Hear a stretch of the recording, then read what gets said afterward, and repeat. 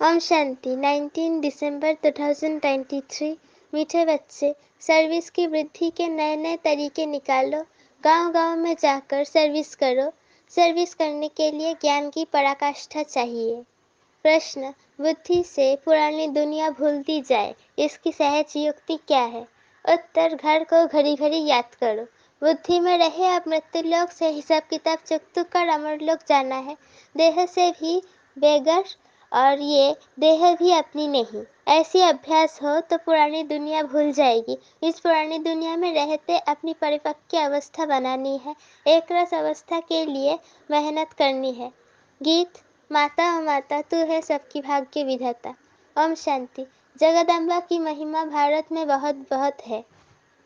जगदम्बा को भारतवासियों के सिवाय कोई भी जानते नहीं। नाम सुना है, इसको ईव अर्थात बीवी भी कहते हैं। अब तुम बच्चों की बुद्धि में है कि बीवी और मालिक के सिवाय रचना तो रची नहीं जा सकती। जरूर जगदम्बा को प्रकट होना पड़े। जरूर थी तब गायन तो करते हैं। भारत की महिमा बहुत है, स्वर्ग भी कहते हैं और ये भी जानते हैं कि भारत ही प्राचीन था, इसलिए जरूर हेविन होना चाहिए। ये तुम ईश्वरीय संतान बिगड़ कोई समझ ना सके। जिन्होंने कल पहले समझा है वही आते रहेंगे। प्रदर्शनी चलती है, समझते हैं कल पहले भी की होगी। सबको समझाने के लिए अक्षर बहुत अच्छे हैं। पवित्र आत्मा, पवित्रता बिगड़ तुम विश्व का मालिक बन नहीं सकते।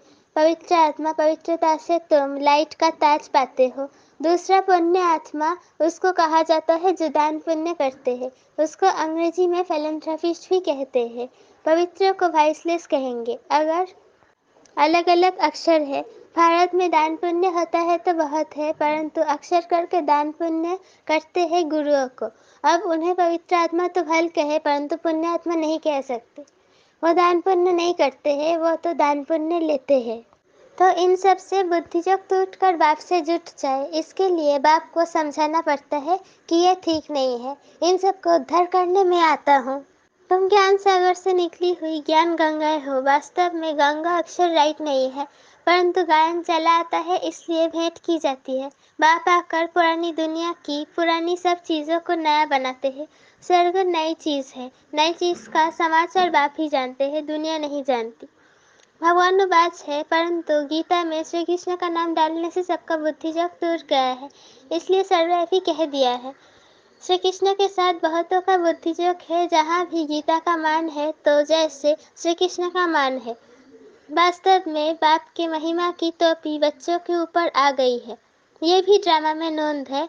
ये बाप आकर समझाते हैं। बाबा बार बार समझाते हैं, जब कोई आते हैं तो हर एक का ऑक्यूपेशन पूछो, इससे तुम्हारा क्या संबंध है।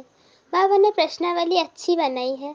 सर्विस तो बहुत अच्छी हो सकती है। सर्विस तो जगदम्बा के मंदिर में बहुत अच्छी हो सकती है। वहाँ जाकर समझाओ कि ये है जगदम्बा, सृष्टि को रचने वाली माता।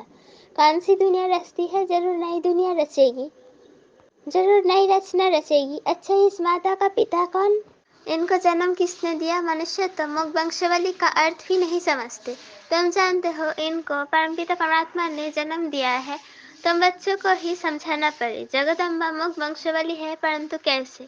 परमपिता परमात्मा तो निराकार है, समझाया जाता है ब्रह्मा तन से। परमपिता परमात्मा ने आकर जैसे इस ब्रह्मा को एडॉप्ट किया, वैसे बच्ची को भी किया। ये बातें सबकी बुद्धि में स्थायी नहीं ठहरती, घड़ी घड़ी भूल जाते हैं। बच्चे सर्विस तो बहुत कर सकते हैं। जगदम्बा के मंदिर में परिचय देना चाहिए। दोनों का भी बुद्धि जोग बाप से जुटे। जगदम्बा भी उनसे जोग लगाती है तो हम भी उनसे जोग लगाए। नीचे जगदम्बा तपस्या में बैठी है, उनका मंदिर ऊपर है। नीचे राजयोग की तपस्या कर रहे हैं, फिर राज राजेश्वरी स्वर्ग के मालिक बनी सत्युग में। अभी है कलयुग। फिर से जब तपस्या में बैठे तब स्वर्ग के मालिक बने ना। तुम्हारी बुद्धि में ये सारा ज्ञान रहना चाहिए। ये सच्ची राय मनुष्यों को दी जाती है। तुम हर एक का परिचय देते हो, परंतु सबकी बुद्धि में कोई जल्दी थोड़ी ही बैठ सकता है। बैठे तब जब सर्विस में लग जाए। चित्र भी बहुत अच्छे बने हुए हैं। लक्ष्मी नारायण के मंदिर में जाकर समझा सकते हो।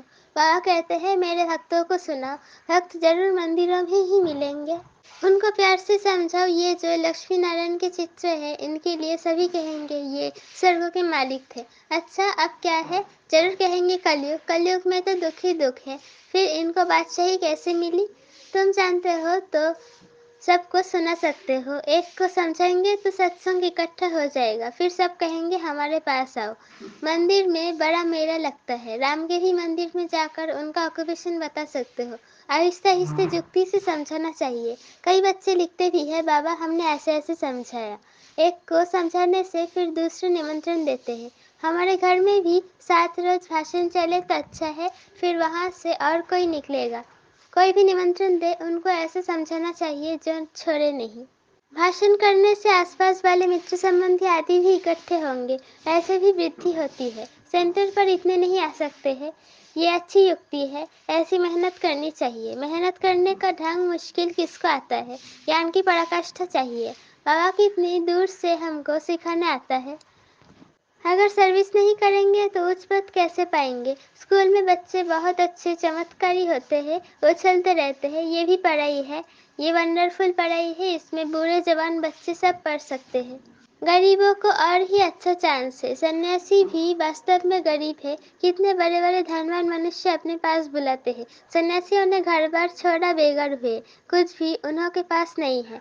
तुम भी अभी बेघर हो, फिर प्रिंस बनते हो, ये भी बेघर है। इसमें पवित्रता की बात है। तुम्हारे पास और कुछ नहीं है, तुम देह को भी भूल जाते हो। देह सहित सब कुछ त्याग कर एक बाप के बनते हो, जिसका एक बाप को याद करेंगे। जितने जितने एक बाप को याद करेंगे उतनी धारणा होगी, एक रस धारणा हो जाए। इसके लिए मेहनत चाहिए। हमको बाबा के पास जाना है तो इस पुरानी दुनिया का ख्याल क्यों रखे। जब तक परिपक्व की अवस्था हो तब तक रहना इस पुरानी दुनिया, पुराने शरीर में है। अब तुम्हें गृहस्थ व्यवहार में रहकर पवित्र बनना है। इस मृत्युलोक से हिसाब किताब चुकता होता है। अब अमरलोक जाना है। घर को घड़ी घड़ी याद करने से पुरानी दुनिया भूलती जाएगी। बोलो, गीता में बाबा ने क्या कहा है। भगवान को बाबा कहा जाता है। निराकार बाबा कहते हैं, मामेकम याद करो, जोग अग्नि से तुम्हारे विकर्म विनाश होंगे। ये भगवान के महावाक्य है कि इस पुरानी दुनिया और पुरानी देह को भी छोड़ो। देह अभिमानी बनकर निरंतर बाप को याद करो। भगवान है निराकार, आत्मा शरीर लेकर ताकि बनती है। बाबा तो गर्भ से जन्म नहीं लेते, उनका नाम एक ही है, शिव। ब्रह्मा विष्णु शंकर को अपना सूक्ष्म शरीर है। ये है ही निराकार परमपिता परमात्मा। फिर उनका नाम है शिव, वही ज्ञान का सागर है। ब्रह्मा विष्णु शंकर को रचता नहीं कहेंगे, रचयिता एक ही निराकार को कहा जाता है। वो फिर साकार रचना कैसे रचे, तो ब्रह्मा द्वारा आकर समझाते हैं। श्री कृष्ण तो हो न सके, ब्रह्मा के हाथ में ही वेद शास्त्र दिखाते हैं। गाया भी हुआ है ब्रह्मा द्वारा स्थापना, ब्रह्मा द्वारा सभी शास्त्रों का सार सुनाते हैं। निराकार सुनाते हैं साकार द्वारा। ये बातें अच्छी रीति धारण करनी पड़े। भगवानोवाच, मैं राजयोग सिखलाता हूँ। विनाश के पहले स्थापना भी जरूर चाहिए। पहले पहले है स्थापना, बड़ा ही क्लियर लिखते रहते हैं। ब्रह्मा द्वारा सूर्यवंशी घराने की स्थापना। लिखत में बड़ा अच्छा राज है, परंतु जबकि कोई मेहनत कर और सर्विस में लग जाए, सर्विस में लग जाने से फिर मजा आएगा। मम्मा पापा को भी सर्विस में मजा आता है। बच्चों को भी सर्विस करनी है। मम्मा को तो मंदिर में नहीं ले जाएंगे, मम्मा की तो बड़ी महिमा है, बच्चों को तो जाना ही पड़े। बाबा कहते, वानप्रस्थियों के पास जाकर उन्हों के प्रश्न पूछो, फिर समझाओ कि कभी गीता की अध्ययन की है। गीता का भगवान कौन है। गीता के भगवान तो एक ही निराकार होता है, साकार को भगवान नहीं कहेंगे। भगवान एक निराकार है। इसमें सर्विस का बहुत विचार सागर मंथन चलना चाहिए। प्रैक्टिस करनी है तो बाहर जाकर ट्रायल करनी चाहिए। जगदम्बा का दर्शन करने रोज आते हैं। त्रिवेणी पर भी मनुष्य बहुत जाते हैं। वहाँ भी जाकर सर्विस करे, भाषण करे तो ढेर आकर इकट्ठे होंगे। निमंत्रण देते रहेंगे, हमारे पास आकर सत्संग करो। बाबा मम्मा तो कहाँ ले नहीं जा सकते, बाबा मम्मा तो कहाँ जा नहीं सकते, बच्चे जा सकते हैं। बंगाल में काली का मंदिर है, वहाँ भी बहुत सर्विस कर सकते हो। काली कौन है, इस पर भाषण करो, परंतु हिम्मत चाहिए। बाबा जानते हैं कौन समझा सकते हैं। जिनमें देहाभिमान है वो क्या सर्विस कर सकेंगे।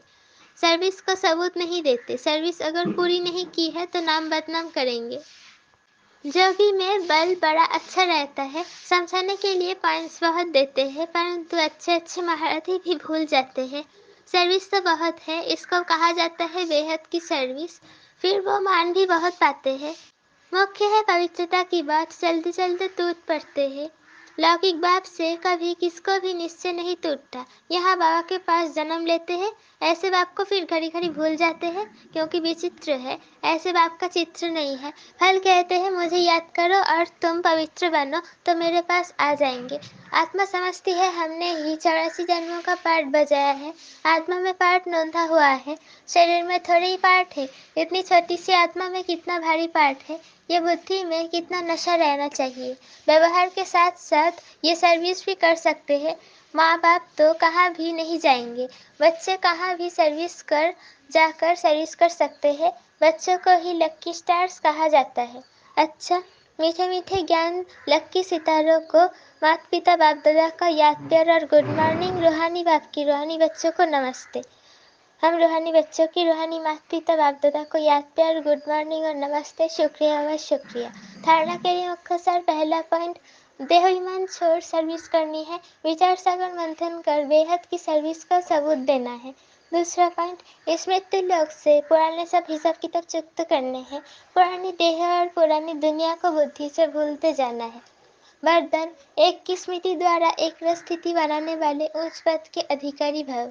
एक रस स्थिति बनाने के लिए सदा एक की स्मृति में स्थित रहो। अगर एक के बजाय दूसरा कोई भी याद आया तो एक रस के बजाय बहुरस स्थिति हो जाएगी। जिस समय और कोई रस आकर्षित करता है, उसी समय यदि आपका अंतिम समय आ जाए तो उच्च पद नहीं मिल सकता। इसलिए हर सेकेंड अटेंशन रखो। सदैव एक का पाठ पक्का हो। एक बाप एक ही संगम का समय है और एक रस स्थिति में रहना है तो उच्च पद के अधिकार मिल जाएगा। स्लोगन, शुद्ध संकल्पों का भोजन स्वीकार करने वाले ही सच्चे सच्चे वैष्णव हैं।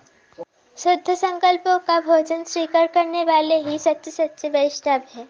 ओम शांति।